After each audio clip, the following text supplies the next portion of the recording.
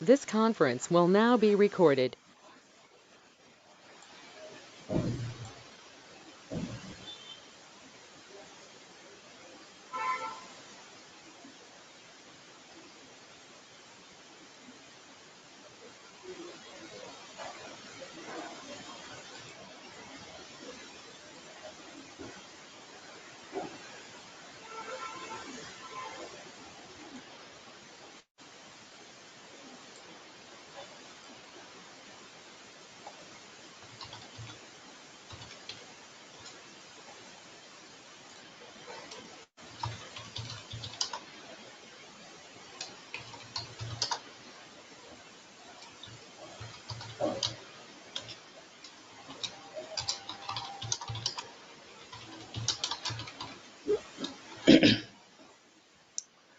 So these are the topics we're going to cover today.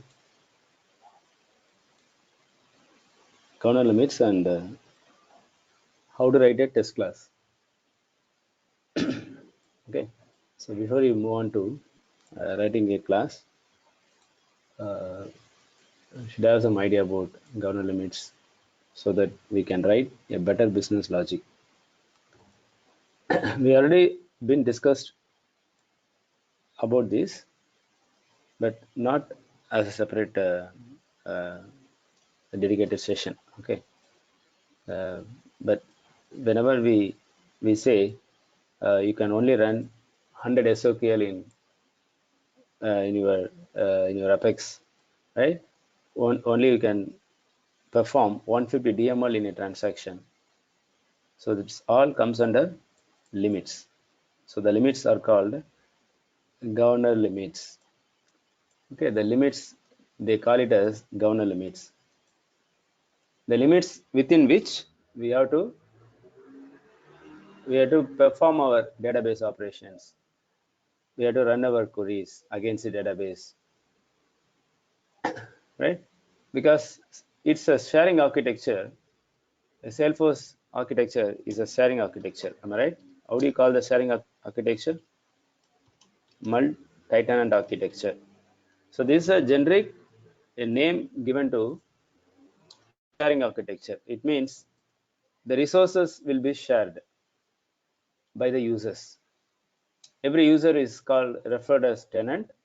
So multiple tenants is going to share the resources. The resources may be uh, a storage, and CPU and processor, right? And the speed, RAM. So because right, I in my org I have 5 users. In Salesforce, a centralized database, they have millions of users. So we are sharing the data center, uh, and each and every resource we are sharing. So in the sharing architecture, not one user can utilize all the resources, right? Not one user can utilize all the resources. So there are certain limits, rules defined by the Salesforce to write your Apex. So governor limits are applicable for your Apex per transaction, right? A set of operation. So in one set of operation, what are the limits are applicable? So those limits are called governor limits. So governor limits nothing but the limits enforced by the Salesforce. The limits enforced by the Salesforce for every Apex functionality you are writing per transaction. We should obey that, right? The Apex should write within that limit only. Okay, these are some of the important limits you can see here. For every transaction, maximum number of SOQL you can run is going to be 100. Okay, so whatever process we have seen, those processes called synchronous process. Okay, we'll see later. Okay, next to this topic, maybe tomorrow we'll cover what is asynchronous process. In asynchronous process, we have limit is higher, 200. Okay, and you not have a difference limits for every items here, only for SOQL and for heap size, the memory size, we have limits different for synchronous and different for asynchronous. right? Rest of the limits are common basically. So whatever you have seen so far, your trigger, your general class that are associated with your Visual Force page, so all comes under synchronous process. Okay, it means it's a sequential process. One after the other, the process will run, and every one set of operation considers one transaction. So all these are all in one transaction. What are the governor limits are applicable? What are the limits that we need to write our Apex code within this limit? Okay, in every transaction, maximum number of SQL statement is going to be 100.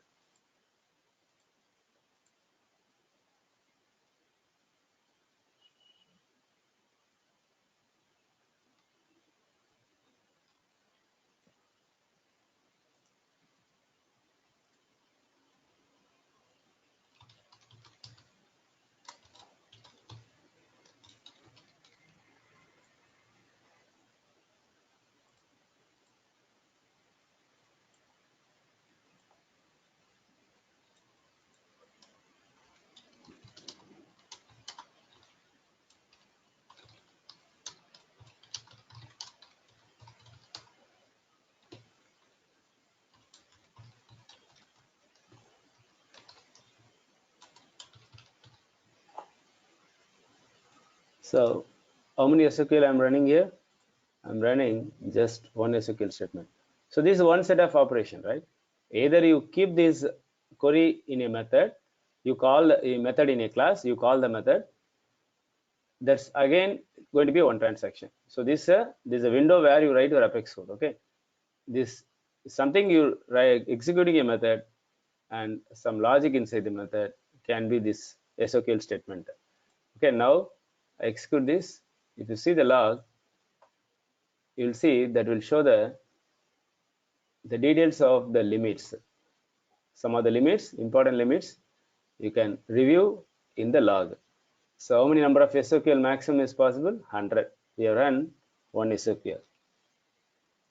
We'll follow this.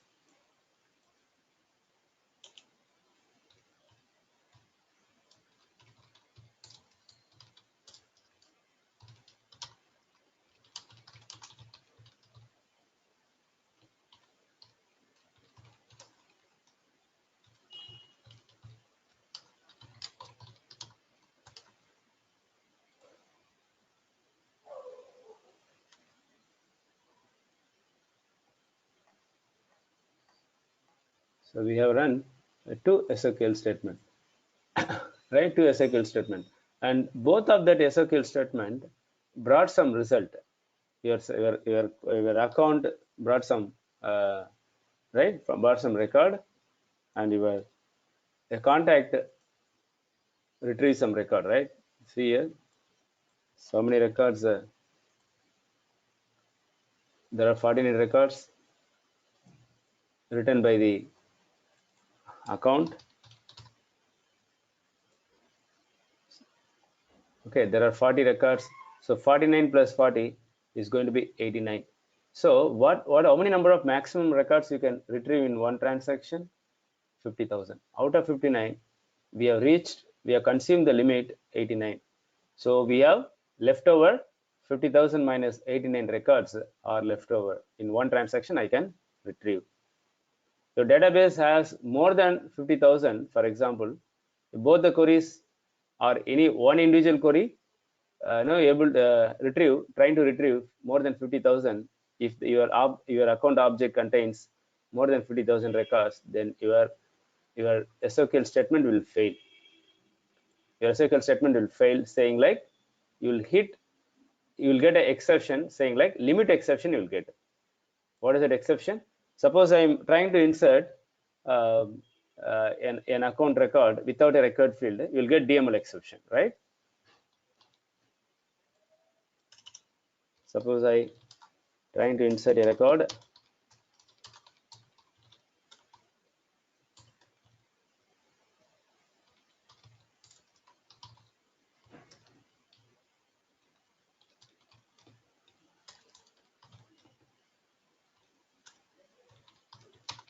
So what I'm trying to do here, I'm trying to insert without a record field. Okay.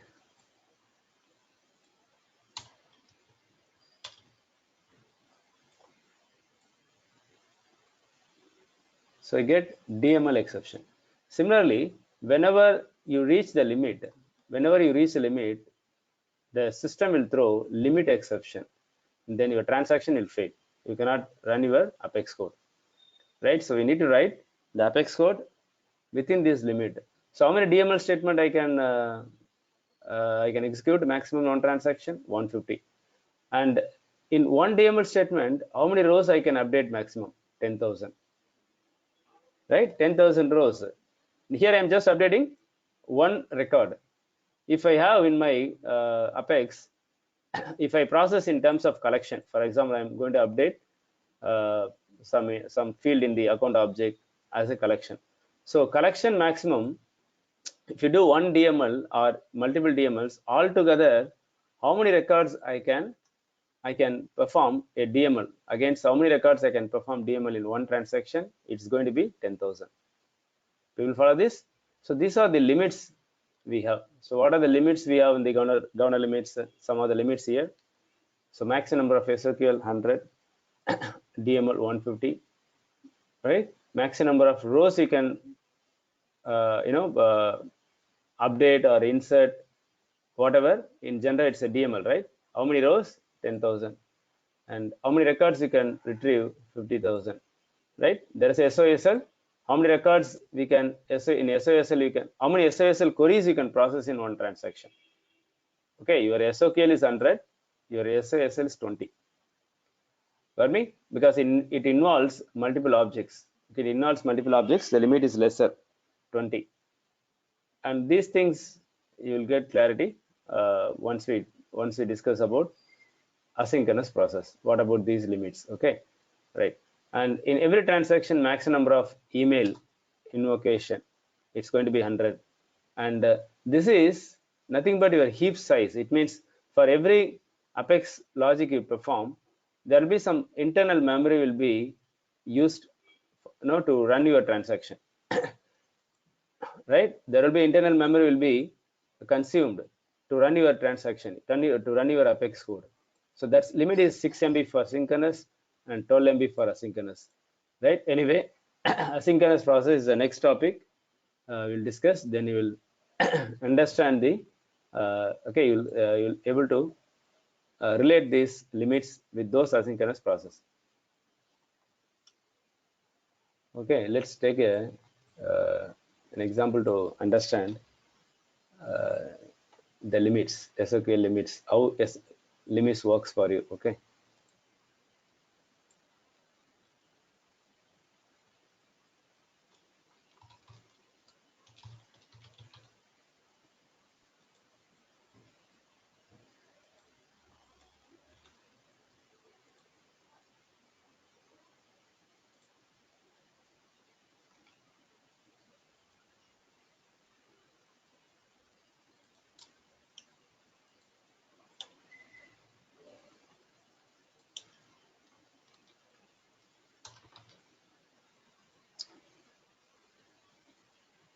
Okay, I have a method SOQL call, right, where I execute an SOQL statement,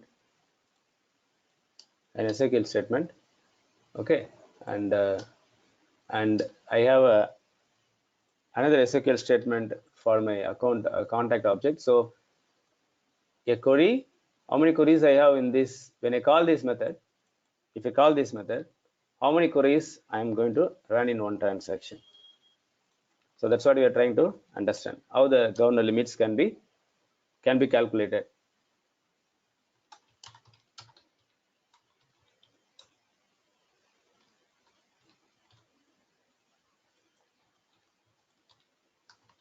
Right.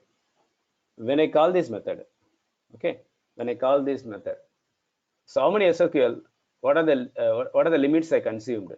What are the limits? Okay, how many SOQL limits I'm used in this transaction? From the allowed limits, how many limits I used and how many is left over? Got me? So here I run 1, 2, right? Two SQL statement, one SQL and another SQL. And here I just given a for loop to understand, okay, to run multiple SQLs. Just to understand how the governor limit is working for you, right? Works for you. See here, it's going to run 70 times. It start from 0, right? Repeatedly this query will run, and it right, 70 times it run, so 72. And there are two methods we calling from within this method, right? When you call this method, what happens? The entire set of statements will run, right? The last two statements are call statement to another method. We call the another method, and here we run again a 20 queries, right? So a 72 and again 20, right? It goes to 92, right? 92 queries, and then okay, sorry, I closed that. Yeah, it comes here, another 21 queries we are running. We will follow this. I think 20 queries. Okay, it starts from 0. It will end before it reaches 20. So 20 queries. So if you calculate this all this query, right? 70 plus 20 plus 20 plus then 70, right? It exceeds 100. It exceeds the Sinkers limit 100. So am I right or wrong? Right? So let's try to test this.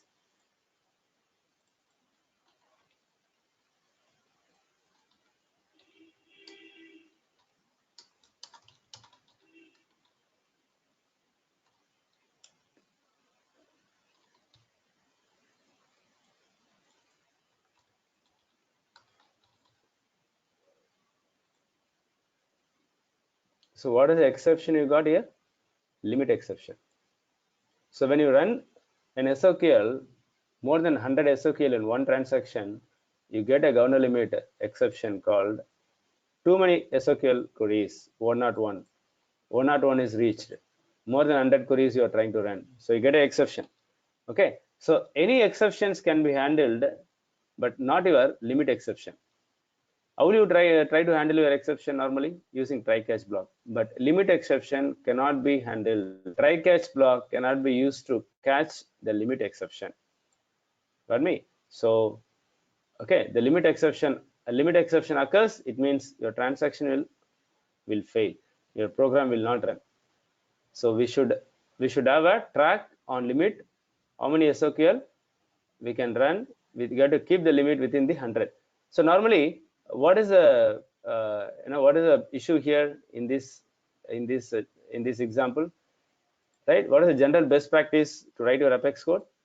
Do not keep your SOQL inside the for loop.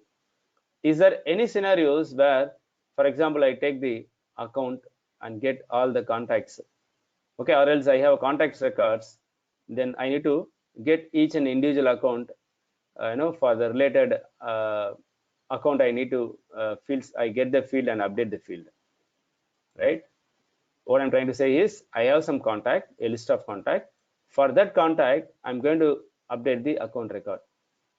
Then what you will do, right? Normally, if you're not for right, if you keep your SQL query to get related account and keep update the SQL, run your SQL within the for loop and update every field of the account within the for loop, then what will happen? You'll you'll easily hit the governor limit. Okay, when you keep the SQL inside the for loop, you'll hit the governor limit. Okay, so reason we go for relationship query and make a collection outside the for loop and do the DML outside the for loop, not within the for loop. We don't, it's not best practice to keep an SQL inside the for loop. Okay, this is an example to show you how the governor limits are calculated. Okay, we'll see how the governor limits can be tracked, how to avoid this. Okay, the best practice needs to be followed, of course. Don't keep the SOQLs right inside the for loop. Don't keep a DML inside the for loop as well. Okay, so this example we are trying to understand a governor limits for your a DML. Can you follow this?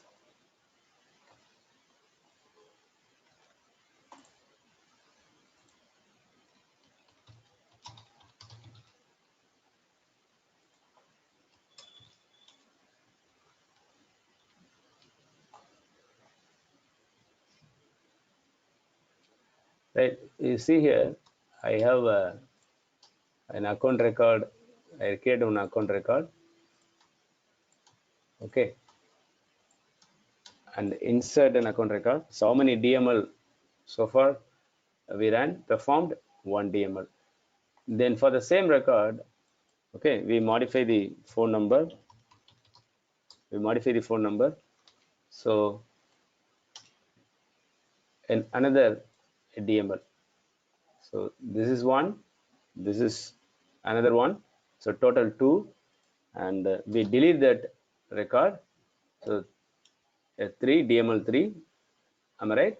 And this is one more. Okay, so there are 4 DMLs we run. If you call this method, insert, update, delete, undelete. So how many DMLs we run? 4 in one transaction. So far, 4 in one transaction, right? What is the allowed limits, the governor limits? Is going to be 150. Okay, we have utilized the limit 4 against 150. So 150 minus 4, 146 DML again left over. I can run maximum 150. So again, I have another for loop here where we are having any DML inside. Okay, so how many records we are inserting? Start from 0. 100 records. 100 records we insert here. Am I right? So when you insert 100 records, then 100 plus 4, 104 DML will be performed. In this case, 104, right? Then again we call the another method. Here we perform some DML. It's almost right, 30 DML, 29 DML, 0 to 30 DML. Okay, and again 30 here. So it easily reach the limit, right? 104 plus 60, it easily hit your governor limit. So when I call this method, okay, the method in turn calls another method. So it's one set of operation. Either you call one method, or right, you just have only one for loop statement where you have a multiple DML. So it's one set of operation, right? So altogether it's going to be considered as a one transaction. In one transaction, you cannot run more than 150 DML. You will follow this?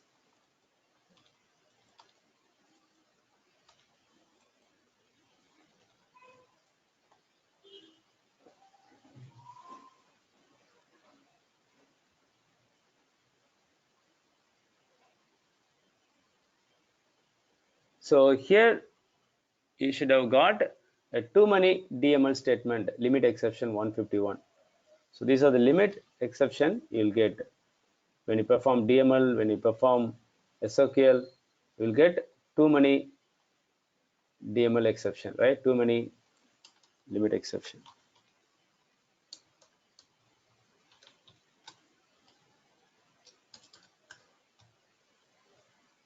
Okay, similarly here you will get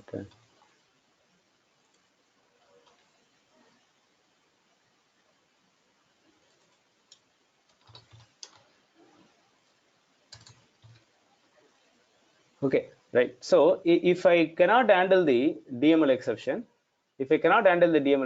then right, uh, how to track these limits so that okay, where before limit is reached, I can uh, I will stop performing running more queries or stop performing more DML operation, database operation. So how to track these limits within my program? Okay, because we know like we cannot handle this exception. Okay, if your DML exception, your string exception, any other exception can be easily caught in your try catch block and throw our own message so that you can keep track of your program where the program fails. That's the use of your try catch block, right? Wherever the program breaks, wherever the error exception occurs, okay, we anticipate those. Okay, we suspect, then keep the try catch block so that we'll throw our own error message, okay, pointing like the application name or anything in the message, so that when you review your debug log, you'll able to locate, okay, this is where the program breaks, these are the program problem occurs. But what happens in the case of limit exception? Limit exception, I cannot throw my own message. I cannot throw the message gracefully. from your program, because limit exceptions cannot be handled using try catch block. Then how can I track? How can I keep track my a governor limits? Okay, so we have a Salesforce provided class called a limit class. Okay, Salesforce has provided a class called a predefined class called limit class, using which you can track your governor limits. It means you can keep track your governor limits. How many number of SOQL I have run, how many DML I have run in my transaction. So those limits you can keep track, and then you can accordingly you can stop your program throwing an exception, hitting the limit exception, right? So there are methods belongs to this class. All these methods are a static method. It means, okay, a limit class belongs to namespace system, and so you will use this method limits dot get DML statement, right? See the same example. I just take this example.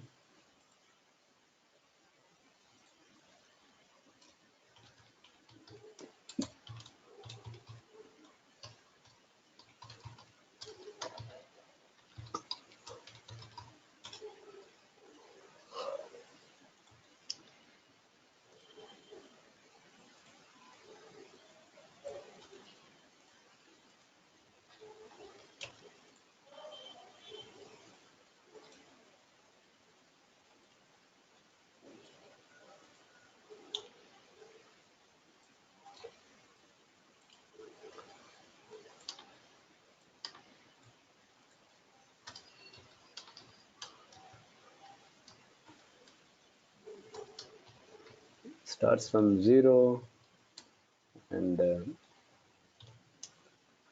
okay, right, like this. So how many SOQL we are running in this case? Here 100, here is 2, so 1 or 2, right? So 1 or 2 SOQL we are running here.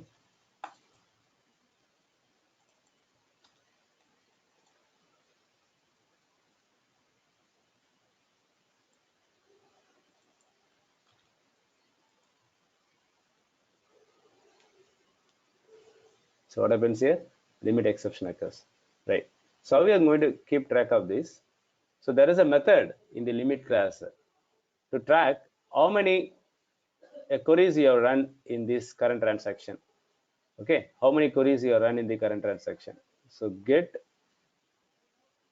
limit queries, right? Total number of SQL queries that has been issued. It keep track the limits. It's going to return the integer. Okay, listen here. I am just going to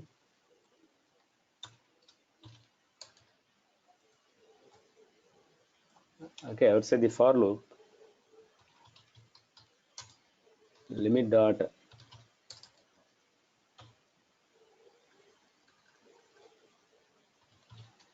limits dot get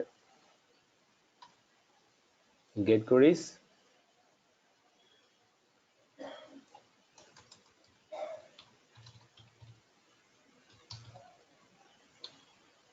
get limit queries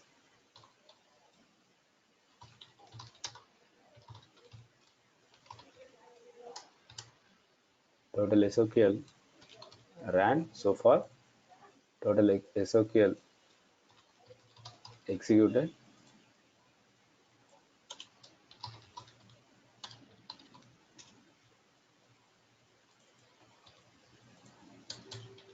okay, right? I reduce this limit because this statement will not reach, right? Because we are getting the governor limits, right?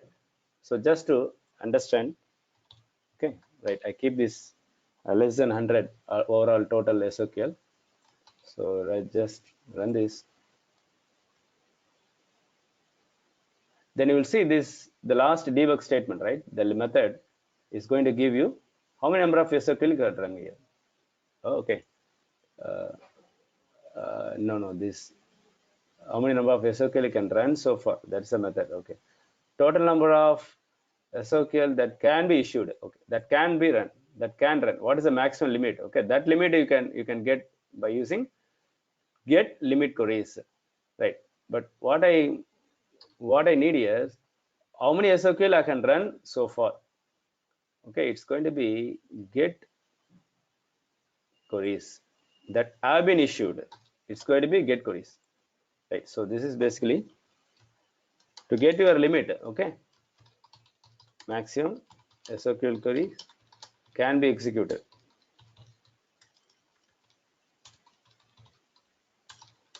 Right, but what I need now,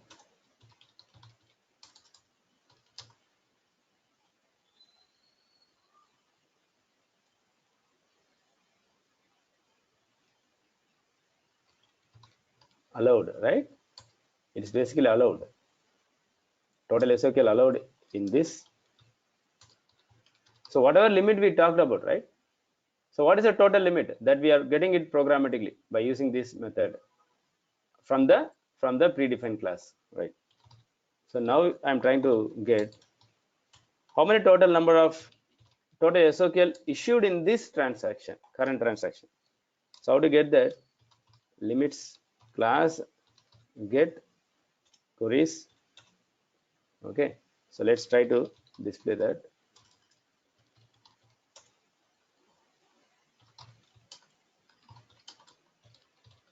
Total SOQL executed or issued, whatever.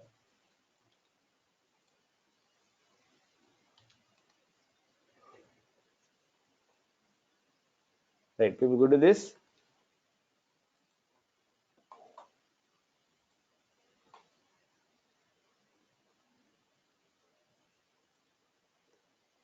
Okay, the limit is 100.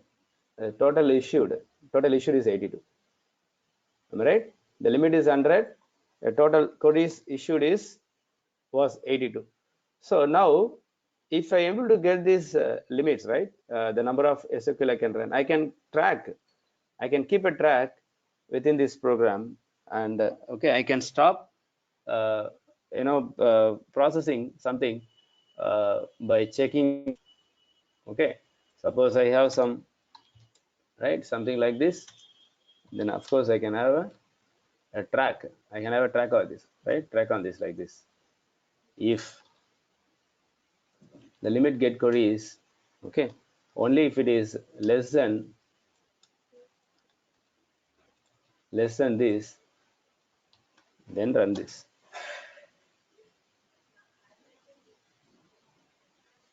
Only if the get query limit is less than this, then run this. Then else do not run this, right?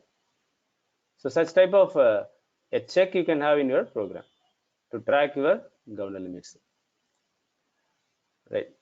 Okay, exactly under SOQL run, because it's right, then we don't process the transaction beyond that. When the SOQL limit is reached, we are not going to run the process. People follow this? People are good with this? Okay, this is how you track your governor limits, right?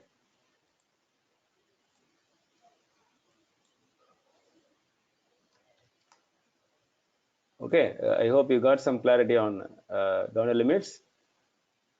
Okay, then we'll move on to the test class framework. Okay, it's such an important topic, test class,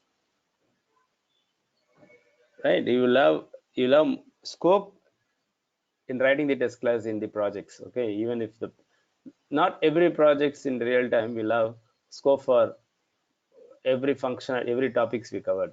Okay, the topics we covered so far, you take a trigger, okay, and your classic development, Visual Force, Apex. Okay, there are some more important topics we are going to cover down the line. If you consider all the topics, okay, then you'll see there will be some of the part of your Salesforce. You'll you'll always have the some work, right? Some changes you'll always get in your projects. Okay, so such a topic, test class, right? Because uh, right, because that Apex is going to be the common module, which is there in your Lightning development as well as your classic. Both the places you are going to use Apex. when you're writing any apex, when you're doing any changes to the existing apex class, then we have to write the test class. Okay, we have to write the test class. We have to test that particular apex class, right? So why it is important, and how we are going to write the test class. When I say test class, you are going to test your class. That's it. You're going to test your apex class, right? How normally you will test your apex class? The question is, how normally you test your apex class? An anonymous window. Just take an example. So the anonymous window, exactly. So I have a class here. Okay, a simple class here. Okay, understanding testing framework. Uh, is we need to understand the way. What is the objective? Why the Salesforce has introduced this test class framework? Okay, uh, some cases you okay if you are not follow that the core right, the core purpose why they have introduced the test class, then you will lose the context, the purpose of the test class. Okay, it's very simple process, basically introduced by Salesforce to make this process automate this process. Okay, instead of you do it manually, by using this testing framework, we can make your testing automation. You can make your testing to run automatically. Listen here. So this is a class. I have a calculator class. Okay, a class name is calculator. I have some variables. I have two methods. A method to sum up the two numbers. Okay, as an received in argument, and multiply the two numbers, and both returns a value.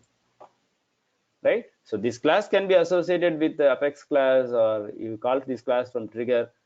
That can be just a class. That's it. A class can be used in anywhere. It can be a class associated with your visual force page or trigger, right? Or a class called another class. This can be a class invoked from another class, or this can be a class from invoked from process builder, right? So whatever may be the purpose, but this class, if you are migrating to production, we need to test this class, right? Even any of this class, these are all class, right? Any of the class you are deploying to production, then you should test this class, right? Let's take a simple example.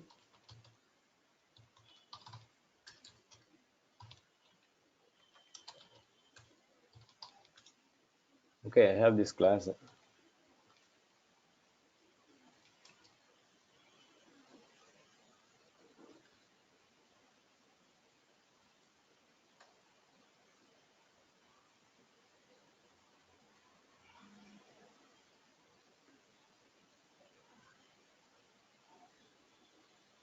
1 minute.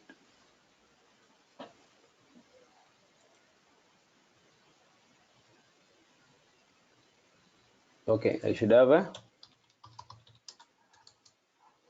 return statement, right?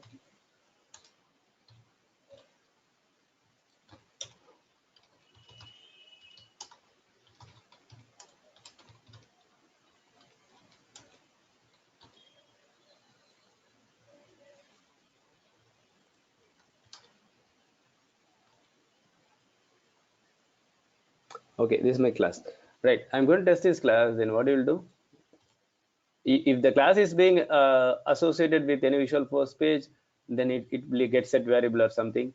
Then what you will do, you will just call test your visual force page, give the value input values and test your visual force page. Okay, now I'm testing this anonymous window. Either case is same, both are same. I'm testing this with the anonymous window. So that's what you're going to do. All right.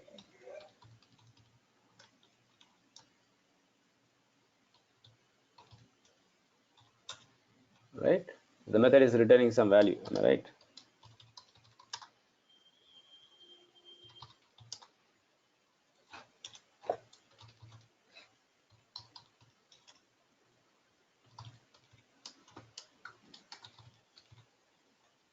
I do like this. Then I verify the result. and see like I know, right, that the output I know because this method is uh, adding the two numbers, and then I know the total is going to be 15. Okay, so this is how you verify the result. There are other ways also you can verify the results. Basically, the testing has been done by instantiating the class and call that method. So which part of the logic has been tested now? Only the sum, the method sum has been tested. Okay, right. And again, I just see the result. You just see it in debug log, or else I can also compare by using an asset equals method. There is a method belongs to, okay, class system, like your debug method belongs to system class, right? The same class method, okay, the method belongs to the same class, asset equals. I'm going to compare the expected and actual. There are two arguments. If two arguments are same, then the method is going to return true, okay, and the transaction will not fail. Okay, it's like if it is both are different. Okay, say for example, I'm comparing a 10 with 5. Both are not equal, right? Then it say you'll get an exception. When exception occurs, what will happen? It will fail. The transaction will fail. Okay, any of the statements beyond this will not run. The program will break here. The program will break here itself, right? So this is a method you can use to compare the actual and expected. Okay, right. So how normally you would in real time, when you go any process oriented organization, right, any normally testing, they'll prepare the test case. Am I right? They'll prepare the test case. Okay, suppose I'm going to prepare this document the test case to verify whether the testing has been done properly. Okay, I'll have a use case, and am I right? And what is the expected result? What is the actual result? And whether the test has been fail or pass. Then I have some comment here, right? Very generic scenario, very generic template to write, okay, to document your test case. So I just, okay, I test case here, adding numbers, right? Okay, what is the input you used? Maybe that also one of the column. So expected in our case is 15. I adding two numbers, 5 comma 10, right? Then we run this test and see the debug log. Okay, it is right. The actual is, the expect is 15. I got 15. The test is pass. Like that, you document every application's use case. No, you prepared a test case and then you document it. Then okay, the next level is the reviewer will review this. Then you'll deploy the code to the production. So that's a manual process, right? That's going to be the manual process. You test and document, then verify it manually and migrate your application to one region to another region. But right, it's again a manual only, right? You run this and verify the result. Where this execution has been recorded? Nowhere, right? Nowhere this execution has been recorded. We do it manually, right? Suppose I test this only the sum method sum and then I deploy the code. What happens to the method multiply?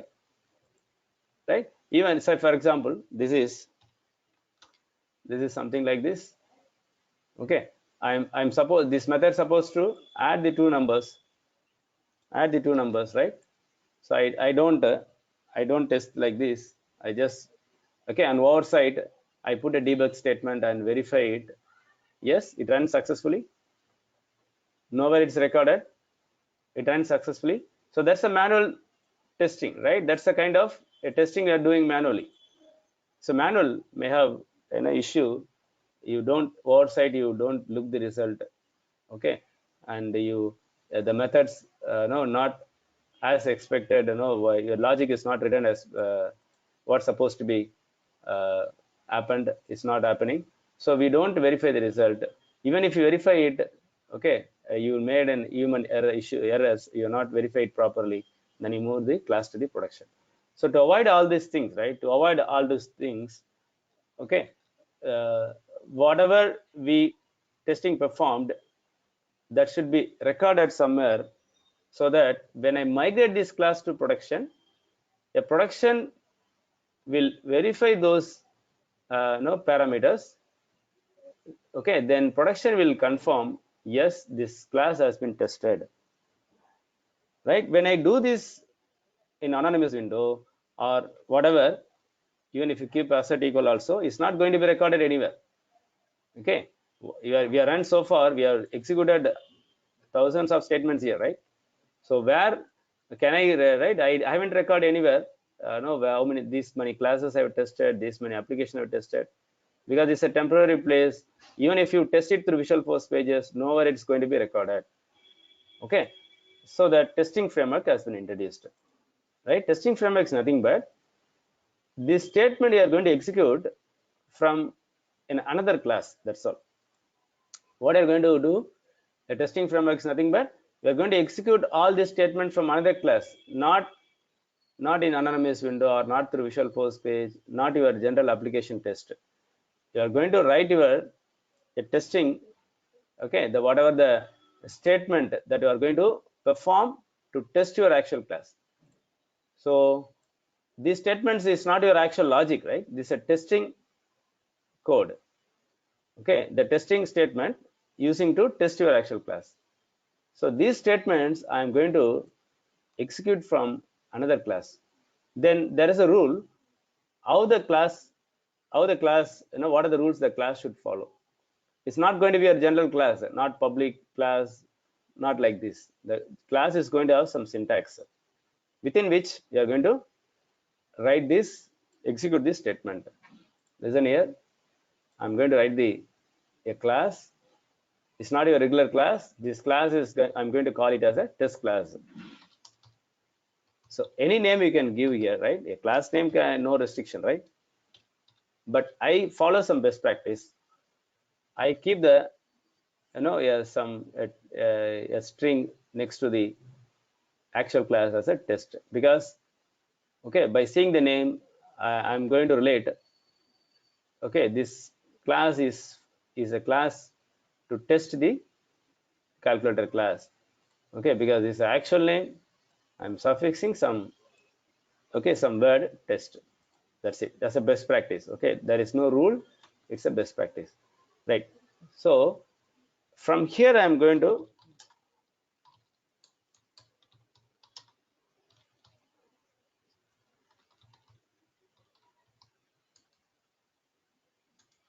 have a method. From this method I'm going to test this, right? So this is again a regular class only, right? Public class. There is no difference between actual and regular class. How we are going to differentiate this? Listen here. We are going to prefix one keyword at test. Similarly here for the method also we are going to use at is test. Okay, is nothing but it's called annotation. I'm including a comment here, double slash. It's called annotation. Okay, annotation means starts with a symbol at annotation. What is the use of this? This will change, okay, the behavior of the class. It means this is not your normal class. Okay, now this class is going to have its own property.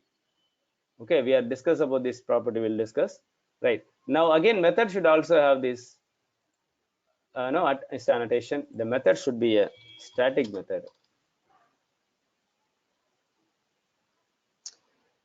Okay, when you have this a template, okay, this can be public or private. Normally whenever the method is prefixed with, whenever class prefixed with this keyword annotation, which is called annotation at some word annotation. So when you use this, the class cannot be instantiated. Okay, I cannot use the class no, I cannot do this c2 dot, because only if I run this and execute this method, this statement will execute, right? But how to execute this? I need to create an instance, right? Okay, this is a static method, sorry. right? This is static method dot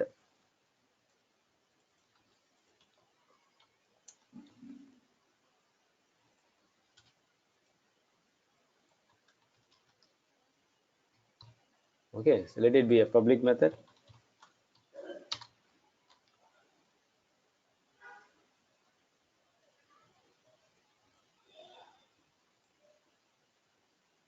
So what is this?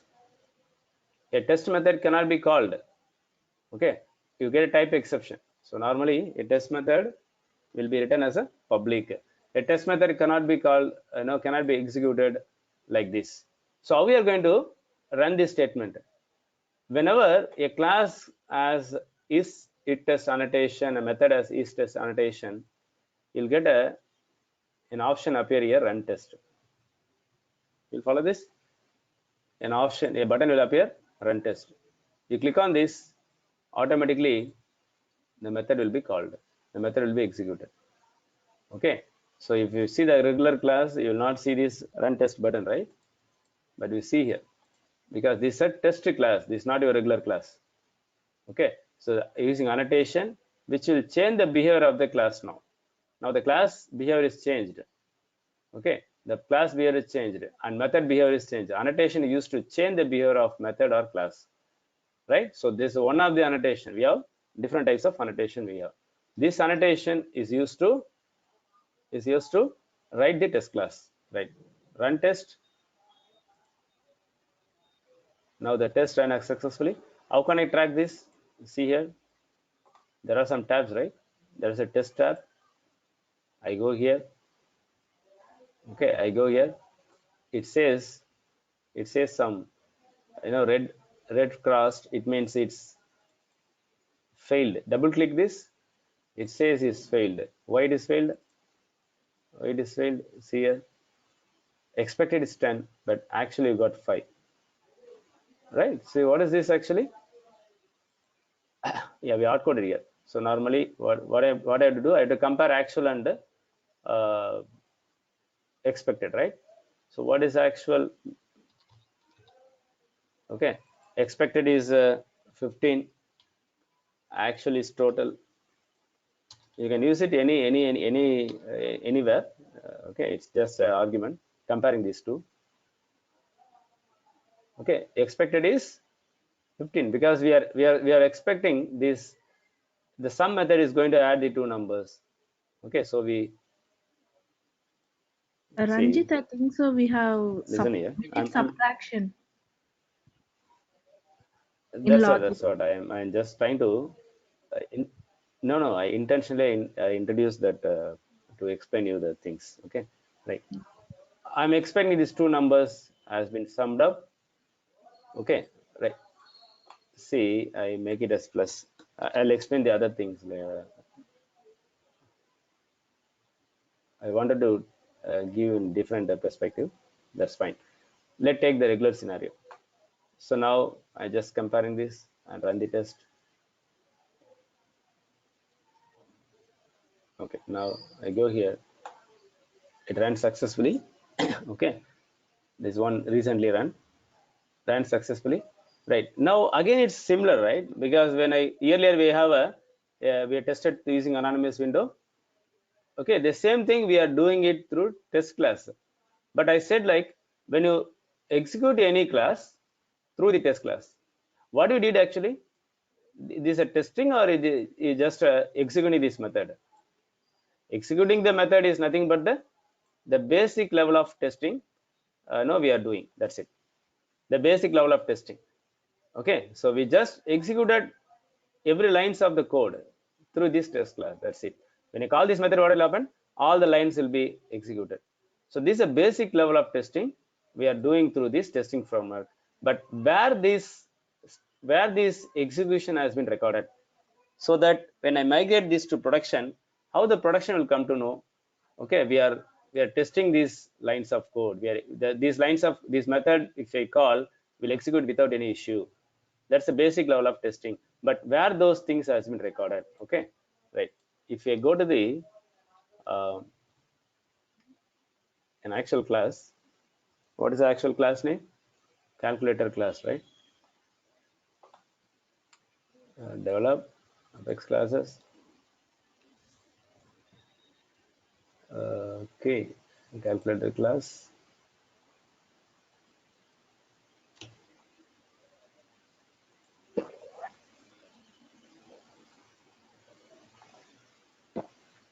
So what you're seeing here, there is a field called code coverage. There is a field called code coverage. The code coverage is a field says how many number of lines, how many percentage, okay, number of lines have been executed out of total executable lines in your class through the test class. So this field can only be updated if you execute the lines of the class through the test class framework. This code will not update when you test your class through your actual application perspective. It means if suppose this class is associated with any Visualforce page, you pass some numbers and calculate it, this coverage will not be updated. Okay, again I test this class with anonymous window, this field will not get updated. When this field will get the value here, percentage, only when you run this statement through the testing framework, then automatically, okay, so here what, how many lines of code you have tested? Only the sum method sum only we tested. Okay, out of 6 executable lines, we are testing only 50% of your whole class. Okay, so 3 lines have been tested out of 6, so only 50% has been tested, which is called code coverage. So code coverage is being calculated when you run your class through the testing framework. Okay, what is code coverage? The total number of Apex code lines executed and total number of Apex code lines, executable lines. Okay, suppose in my class I have a system debug log statement, that will not be accounted. Only the executable lines will be, okay, the testing debug statement will not be accounted, right? Anyway, so that's how the field is, that code coverage field is calculated, right? So when you migrate to production, okay, so what is the minimum code coverage we need to migrate the class to production? We need at least 75 code coverage. It means, say suppose a class has 100 lines of code, at least 75 lines needs to be tested through the testing framework. That is a rule. That is a rule to migrate your class to production. We'll follow this. What is the test coverage is required? Your test method, when you run the class through the test method, you must at least cover 75%. For your Apex, at least 1% code coverage is enough. Okay, I'll show an example how to write the test class for writing the testing the trigger. Okay, I will show an example. Right now, when this code coverage will be updated, only when you run your class, through the test class. Okay, right. Let's try to test this multiply class also. Right then, right. Let's try to test this multiply class also. So I can test here again, cc1 dot multiply, right now.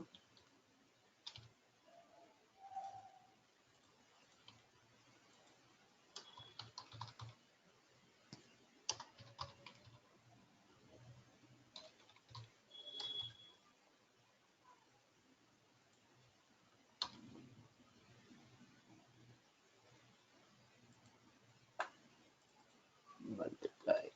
Okay.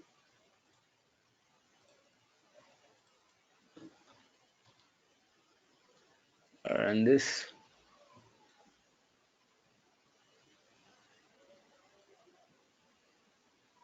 Okay, it ran successfully. I go here and verify the. So now the class is eligible to migrate to production. The class can be migrated to production because it has got 100% code coverage. All the lines have been tested, right? But is this a proper testing? Say for example, I have like this. Okay, we return some incorrect logic. it might happen, right? When you write hundreds of lines of code, even when you write a few lines of code as well, right, you made a typo, or you, okay, instead of adding it, you subtracting this. So that happens. It means, okay, we need to, when you test this, your testing will not, okay, the whatever you written here, that's not going to compare the values, right? It ran successfully. I check the code coverage. Yes, I got the code coverage. But when I migrate to production, the user trying to add the numbers, okay, they don't get the result as expected. They try to multiply some numbers, but they don't get the result as expected. But still, the testing has run successfully, right? I can able to migrate this code because I reach a limit. Whatever the limit expected by the Salesforce to migrate your class, it has been met. It has been met, right?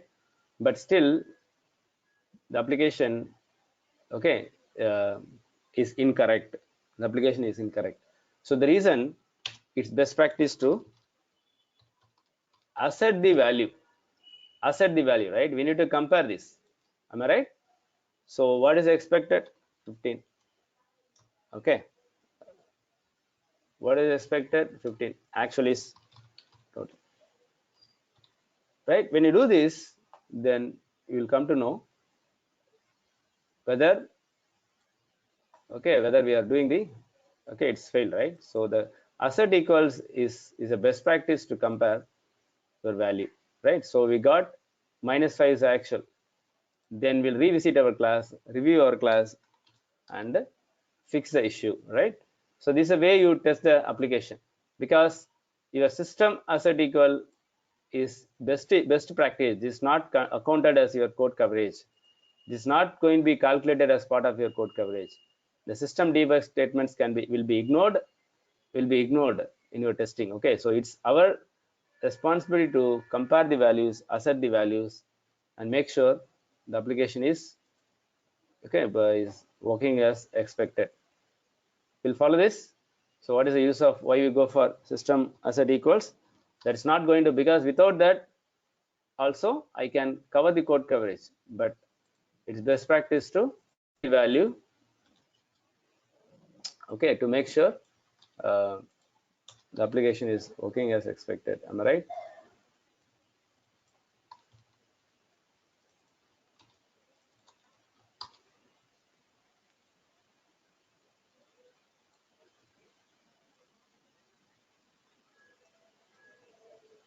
Okay, so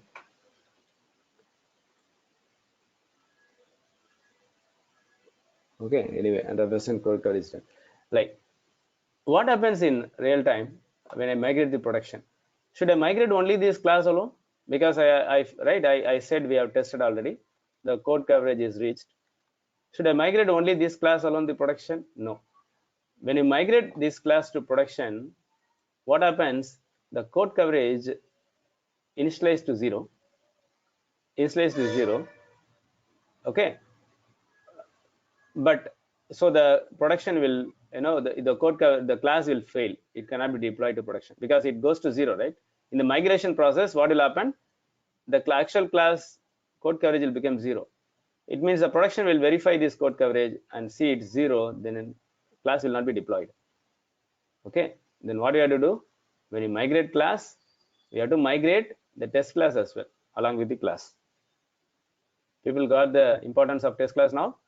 In a migrate class, the test class should also migrate it. So as part of the migration process, a system will ask, okay, you need to choose the test classes as well. When I migrate any class, you need to choose your test class as well. These are the class needs to be run. So as a migration process, the test class will run automatically. So what happens when test class run? It will update the field. Then production will verify the code coverage field. Okay, only if it is minimum 75 is met, the class will be deployed. We'll follow this. So that's the process. That's how we automate the testing. So each and every if condition needs to be tested. Suppose I have an if else condition here. Every if else condition needs to be tested.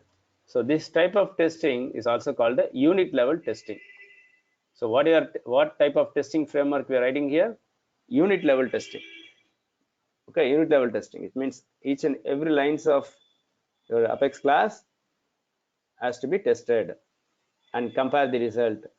Okay, compare the which is the best practice, and the minimum code coverage required is 70%, but best practice is cover 100%. That's the best practice.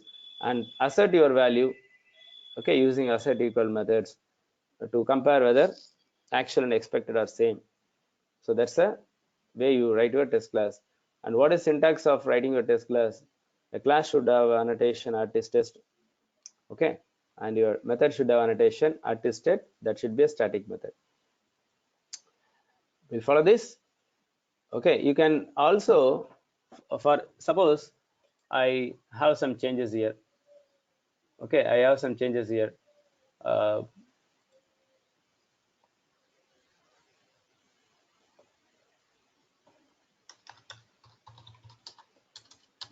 let's have one more method here.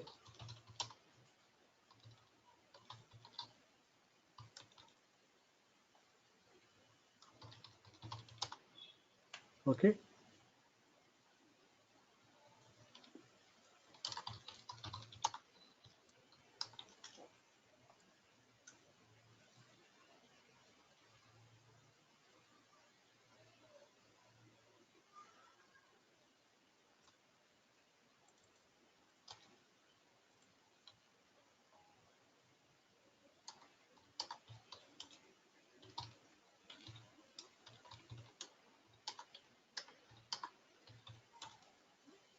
Okay, something like this.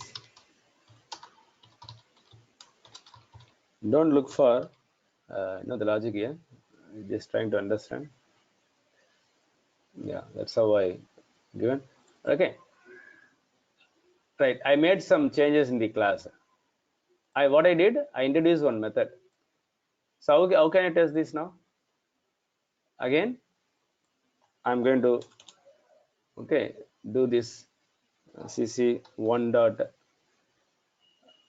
right, and your subtract method,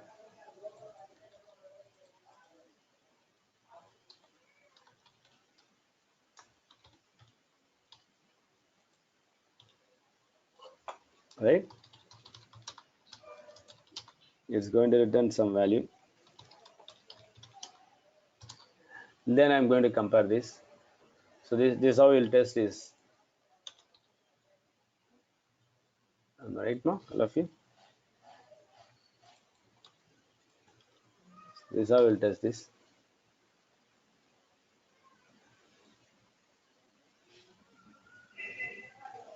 Okay, right. Yes, 100% has been covered, but I just added one method. But what I'm doing, I'm testing the entire method again. Testing my old class again. Okay, because I'm running the old testing again. If I have thousands of lines, I made only few changes, right? Why should I run all the methods again and again, right, while you do the testing? Okay, so instead you can have a different methods. We'll follow this.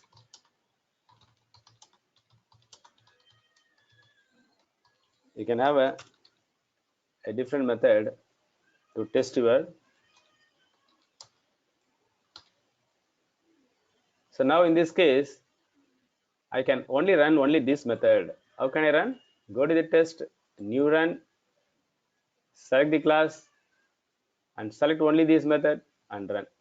So repeated testing if you are doing, okay, repeated testing you are doing for the new changes, you can go with the selective method, you can run. We'll follow this, right? Just let's take a few minutes break. Okay, I just try to do this in your system. Okay, I copy paste and send the actual class as well as the test class. Just try to recreate this. We'll connect in another 5 to 10 minutes. Got me? Just hold on. This This annotation, conference will now be recorded. when you use annotation in front of your class, in front of your variables, okay, then that will change the behavior of your class, methods, and variables. Now we have seen only one annotation. Now like that we have some other annotations in Apex. Okay, some of the annotations we'll use in different concept. Okay, now we are using at is test annotation to write your test class, which says this is not your normal class, this is going to be a test class. The test class cannot be run from outside the class, from another class, can only be run through the testing framework. That's it. When you execute your actual class through this that has annotation at this test, then the code coverage field will be updated. So that is your annotation. Okay, we'll follow this.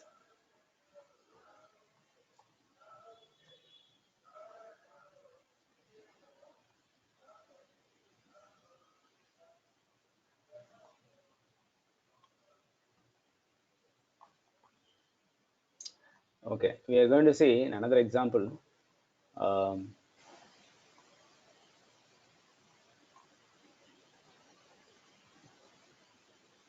Okay, so this is my class, what you are going to test.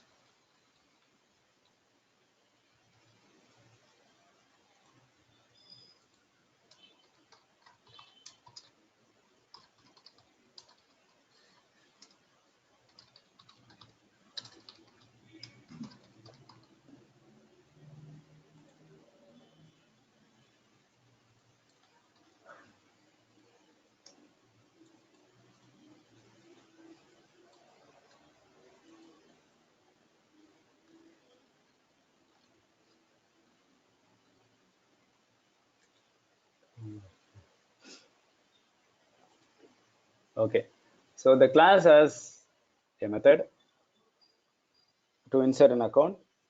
So we pass a string value to this method.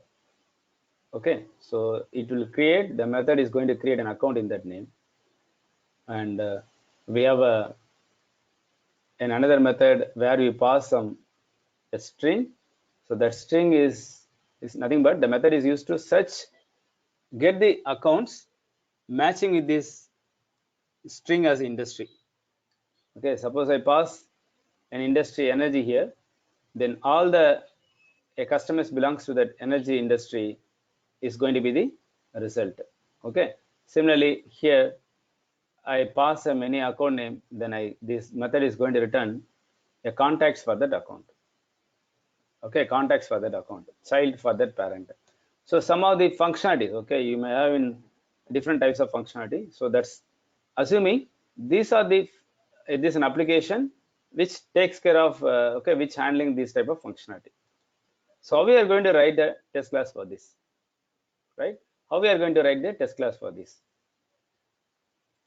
So what is the naming convention will follow? Suffix with test. This is not the rule. I repeat, this is a best practice. Why? By seeing the name, okay, by seeing the name, I can relate this test class is returned to test this class, because every class are going to be stored in the same place. Either it's a test class or your regular class. So by seeing this, I can see this is a test class, this is your actual class. Okay, so everything is in order, right? Naming convention help you to sort the classes in terms of ascending order, or in the same name sequentially I can track. Okay, reason we give, follow this naming convention, right? So we are going to write the test class at it test.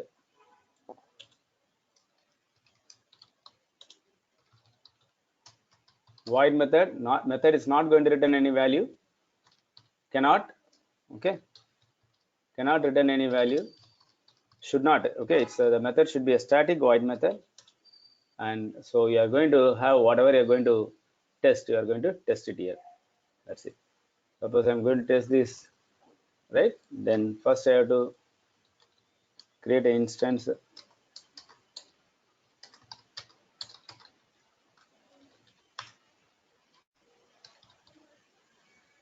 We'll follow this. Insert account. I pass a string here in that name.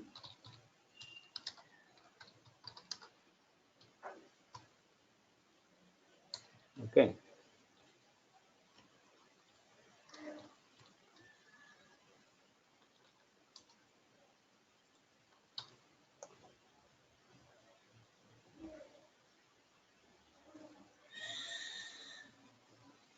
So get this, right? Run this. So it has run. And how to test the code coverage? So which part of the lines have been tested? I go to the actual class and see whether, okay, how many lines of code. Right. Now I just see the code coverage percentage only, but I'm not sure, okay, which lines of the code is being tested. Okay, by seeing this, yes, this method is being called, so these lines will be tested. But even the method contains some different if logic or something, okay, the business logic, then which lines of the code has been tested in that case? Okay, that can also be viewed here by seeing the overall code coverage box here, right? Here, I go to the actual class. So what are the class you have in your platform? Okay, this overall code coverage window will appear for all those classes, and you can see the, okay, what is the how many number of lines have been tested in terms of percentage here, and total lines, uh, those values also you'll see here. Okay, when this code coverage box will appear in the developer console? Only when you select your test tab, this will appear. Okay, there you go here, select and double click, then your actual class lines will be highlighted. Okay, so whatever the lines, blue lines are lines of code have been tested. So these have not been tested yet. Got me? Only the 3 lines have been tested. The rest of the lines have not been tested. Okay, so that's where you can highlight and see. And again, there is a, in actual class, there is a drop down here. Even if you double click also, the same thing will happen. You can see whether which lines have been code has been tested, what is the overall code coverage. So far you did through the test class. Okay, and what is the other best practice? We just insert the account, right? We inserted the account, but how to verify whether this test account has been inserted or not, right? Whether you'll go for query editor, you go for query editor and check? No, because, okay, this DML has been performed through a testing framework, right? When I call this method, suppose you call this method from anonymous window, what will happen? A method, a record will be inserted. A record will be inserted into the account object, right? So when you call the same statement, okay, listen here. We already run this, right? We already run this method. So what is the expected result basically?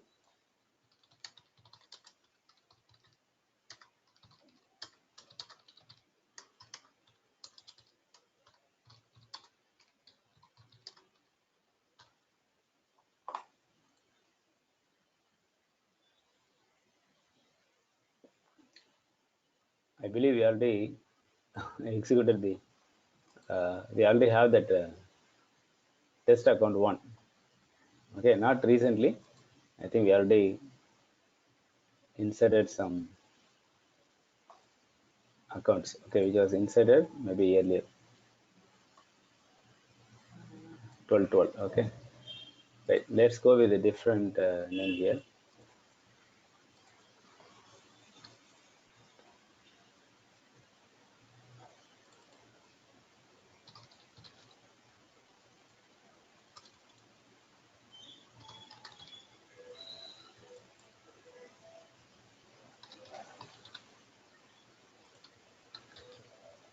Right, trial account 1. Run this. Okay, I think it's run successfully. Lines of code. So what is the expected output? There is no record. It means what? We insert the record. We perform DML through the test class. It means whatever DML performed through the test class, that will not be committed permanently into the database. That's again another property of your test class.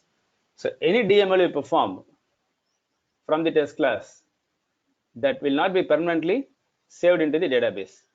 Okay, just a name, just a name we are given, just a test name, right? Just a name of the account be given. This nowhere is, see, people have to understand, right? This is a name, just name you are given. That's it. Okay, right. So whatever the key point here is, whatever DML you performed, that will not be permanently stored into the database. Whatever thing you performed, suppose I am inserting some, okay, I'm inserting some a contact. Listen here.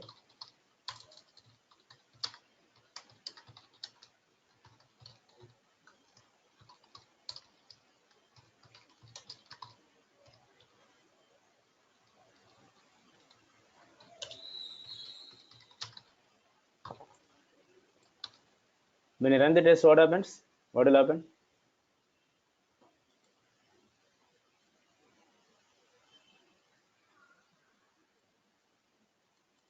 A contact should be inserted in this name, right? That's the assumption, right?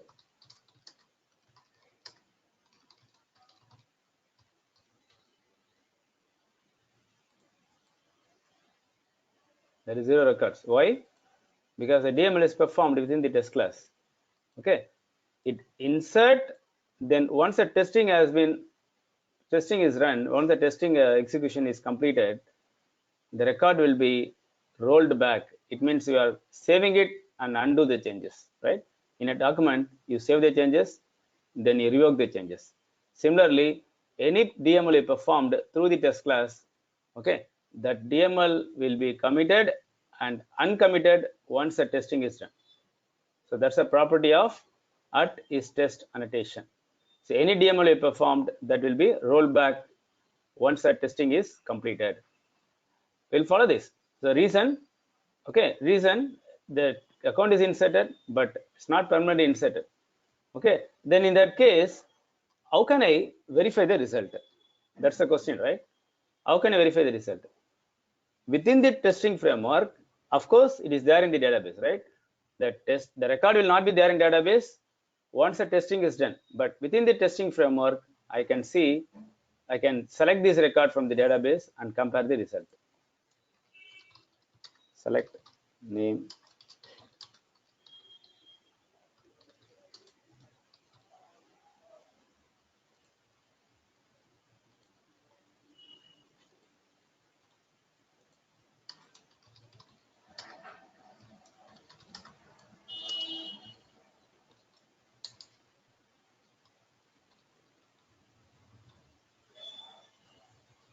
What is the name you given?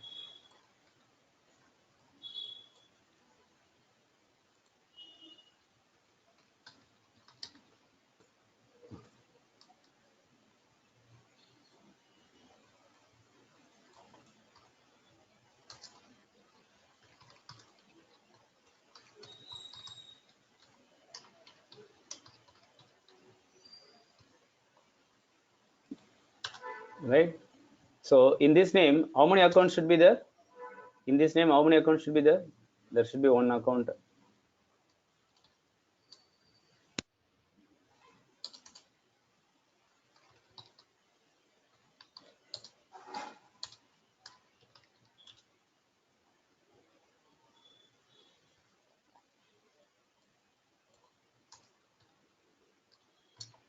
Okay, what I do is the ID also rolled back. Yes, everything will be rolled back now. None of the things will be updated permanently. Everything will be rolled back. Yes.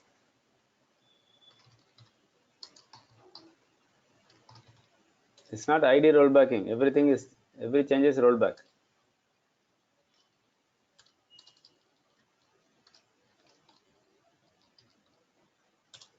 Okay. So what is the expected? Okay, like this. There are different things can compare, right? A dot name. So what is the record we are trying to insert? And when you select, this should be equal, right? This is one way of comparing. The other way is before you insert this account, what is the count? After insert, what is the count? Okay, before insert, from the database we have say 100 accounts are there. How many contacts, how many accounts I have?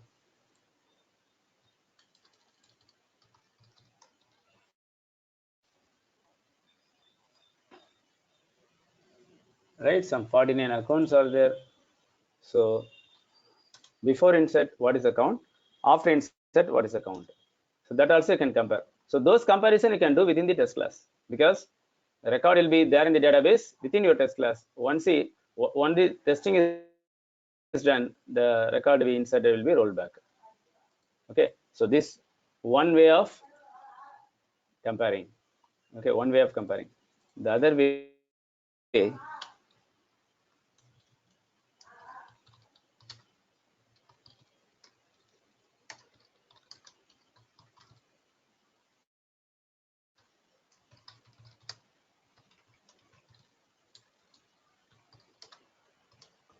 before count. Okay.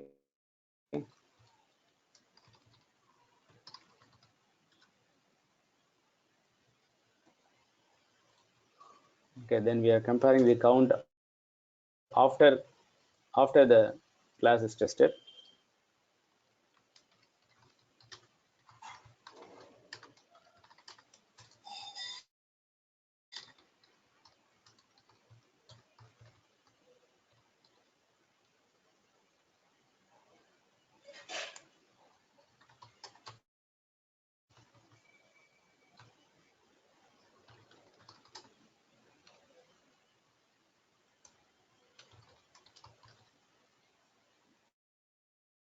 Isn't it? Even if you don't select also, what is the count, actually total count? We already seen that, right? What is the total count? 49. 49. So can I,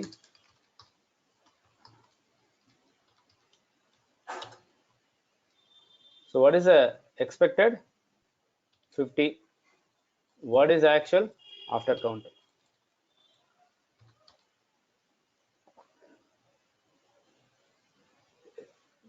Okay, right, that's wrong actually.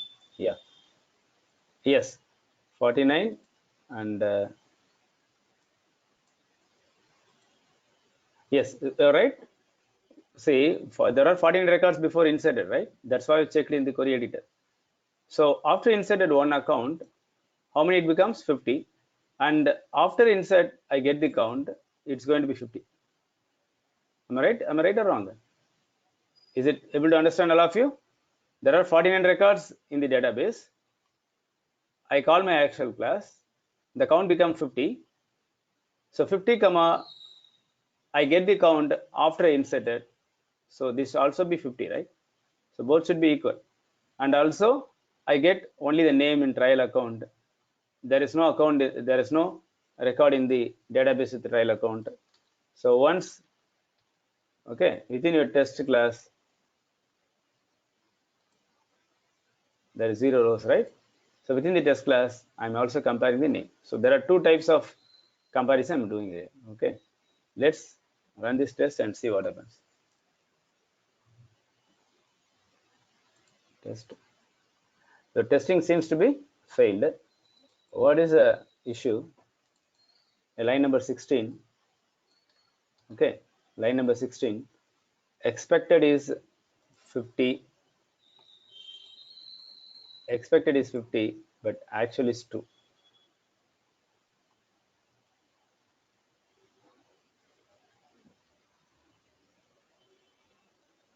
Okay, expected is 50, but actual is 2. Why it is 2? Maybe there is some records already. No, right?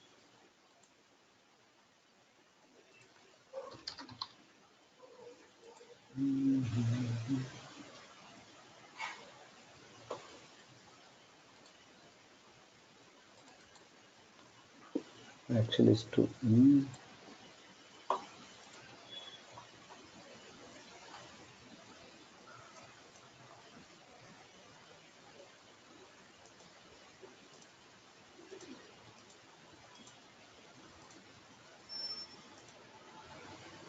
Okay, only one record. Okay, the reason, yeah, I think because of the trigger. The trigger, we have a trigger, right? Trigger is also being tested. Okay, we have trigger. Remember, all of you, the trigger when recursive trigger we have seen. No?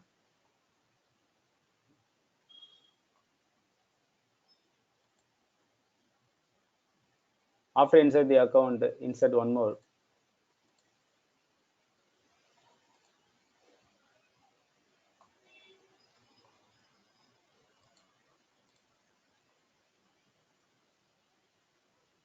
So expected output is just one account should be inserted. Am I right? Okay, it's failed, and you see the actual result. Yeah, this is what. Okay, see 50 records we are expecting, but you see here actually is what? Only one record. Only one record is there. It means whatever record we inserted, only that record alone is there in the database. What about the rest of the records? What are the rest of the records within my testing framework? Okay, the reason why we are not able to uh, get the existing record from the database, only we get the records that we inserted into the test account. The reason, within your test class, if you perform any SQL statement, your organization data will not be available to your test class. I cannot retrieve any existing data from the object. Your organization data will not be available to your test class. Will not be available by default. By default, our testing, the data from your organization will not be available to your test class. Got me? So the reason they restricted, you prepare your own test data and test against that data. Don't rely on, okay, you should not depend on the existing organization data for your testing purpose. We need to insert our own data and test against that data. So how many records we inserted in the test class? Only one account is inserted, right? So I can only compare this against this one account only. Okay, so I cannot compare with the existing organization data, which is not allowed. Got me? The reason, the select statement, it only gives the account that you inserted in the test account, test class, not the other accounts. But I have almost 49 accounts, right, in my database. Those data will not be available to your test class by default. Okay, there is other way you can make them available, but by default, your test class cannot access the organization data, existing organization data. Okay, only the data that you are inserting or updating, whatever, okay, whatever test data you're preparing within your test class, only those data will be available. We'll follow this. We'll follow this. Okay, how can I make the data from the database, existing database, to be available to your organization? You need to follow, you need to include a parameter called see all data equal to true. It means we are making this a test method, okay, to let access all the organization data. What is this parameter? See all data equal to true. This parameter is belongs to the annotation. So annotation can have a parameter like this within a bracket. There is a parameter called see all data equal to true, is a predefined parameter applicable for at is test annotation. When you give this, what will happen? Any SQL statement you run within this, any DM, okay, anything, every I mean your organization data will be available to your test method, your test class. When you say see all data equal to true, then what will happen in this case is going to return 50, because we already have 49 and one account inserted, it's going to give 50. We'll follow this. Now it's supposed to run successfully.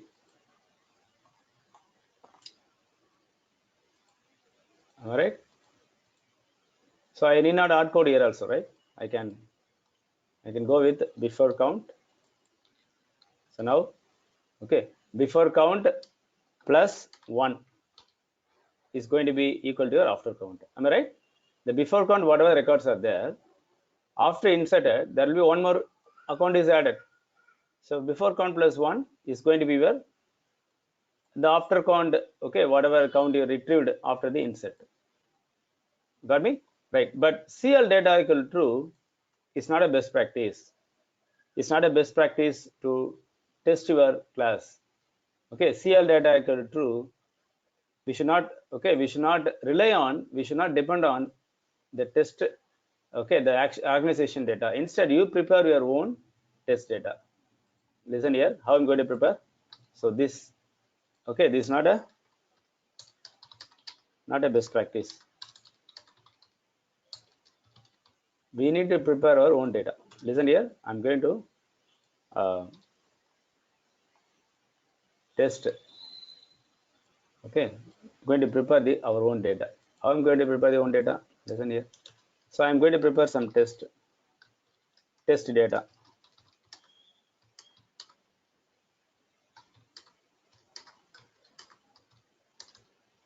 Okay, see I'm setting some 60, okay, some 60 account records I'm going to insert.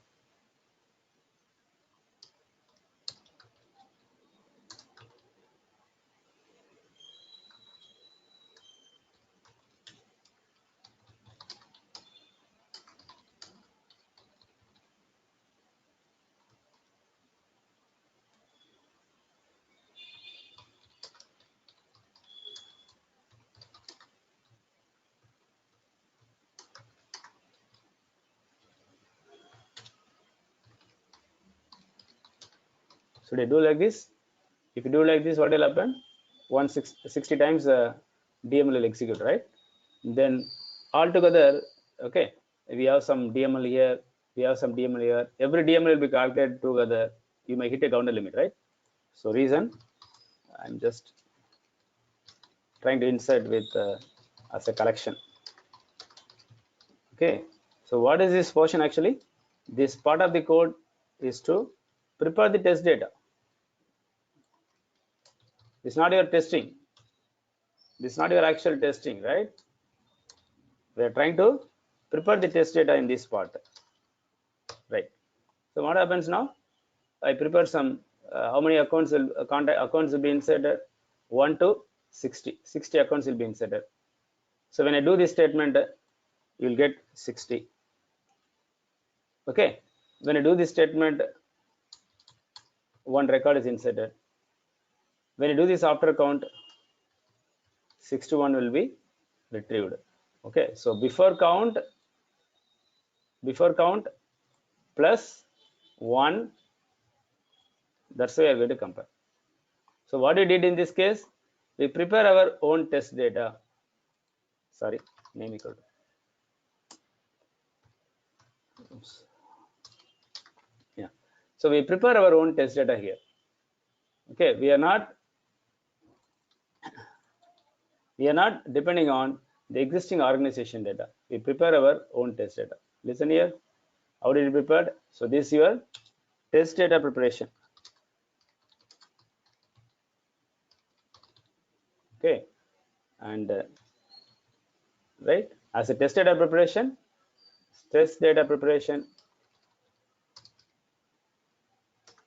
starts here. Okay, and it ends here. Am I right? What about this statement? It's just a debug statement. What is this? This is your actual testing. Am I right? This is your actual testing, right? Again, this is your debug statement. Verify the result. Okay, you see here, the DML and SOK limits, everything will be calculated together. That is also one important point you note here. But how many DML we tested? Just only one DML we tested.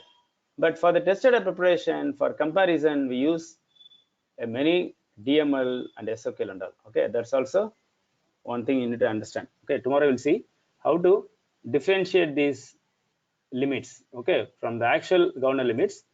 What are the governor limits you have in the actual class, actual testing logic, okay, separate from your testing test data preparation. I cannot combine these two both, right, together.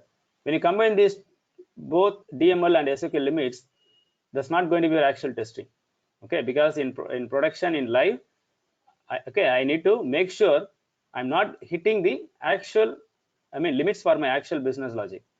But now I'm testing every limits together, okay. I have some DML here, I have some SQL here, I have some DML in my actual class. Every limits are testing together. That's also okay. That should also be avoided when you do the testing. Okay, right? You'll understand. So a test class will not have access to the organization data by default unless you give the parameter CL data equal to true. Okay. So the best practice is always prepare your own test data and run your testing against that data. Because when you migrate your class, you're also going to migrate your test class also, right? In production, the data will be different. In your test region, data will be different, right? So I cannot run my test against the organization data. So reason, we prepare our own test data and run your testing. You'll follow this?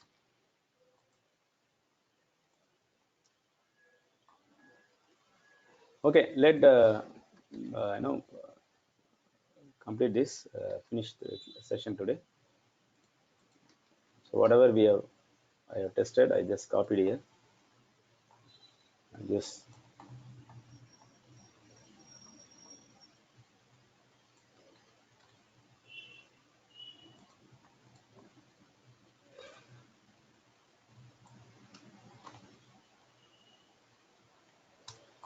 we have to continue tomorrow only, right?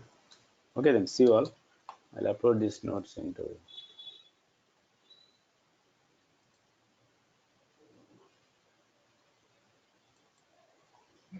Hi Ranjit, Ahmed here. Yes. Regarding access for videos, how long it will